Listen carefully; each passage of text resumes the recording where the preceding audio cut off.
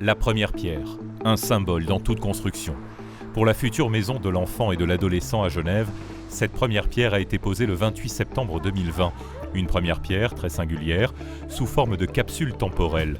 Un clin d'œil à notre époque, une succession d'objets pensés et choisis par les enfants et adolescents d'aujourd'hui pour les générations futures.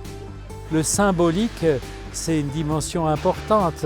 Ce qui était va être conservé à travers le fait que les enfants ont préparé des choses à mettre dans une cellule à l'intérieur de la première pierre. Donc le passé est là, le présent, c'est ce qu'on vit juste à l'instant, et l'avenir, c'est ce que symboliquement on désire, quoi. C'est-à-dire qu'on veut rendre possible un avenir différent, ouvert pour les enfants, pour les adolescents, pour la société. On va mettre des objets et ces objets, on va les mettre dans le sac, donc ça va aller dans une caisse et on va complètement hermétique et on va bétonner toute la caisse et ça va être un hôpital dessus, ça va rester peut-être très longtemps. Une première étape pour un projet d'envergure à Genève, un concept inédit en Europe, un centre d'excellence en soins psychiatriques de l'enfant et l'adolescent et en médecine de l'adolescent. Au total, 14 600 mètres carrés répartis sur 6 étages qui reposeront sur ces capsules temporelles, symbole d'un projet devenu très concret. 3, 2,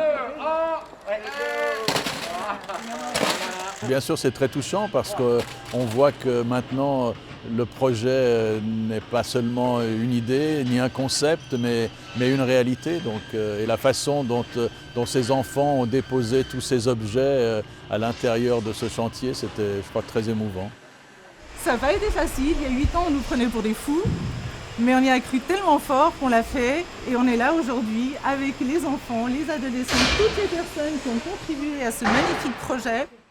La maison de l'enfant et de l'adolescent accueillera des patients âgés entre 0 et 25 ans, des soins très divers, dans un lieu unique où santé mentale, culture et médecine seront amenés à se confondre dans un seul et même bâtiment construit au cœur de Genève.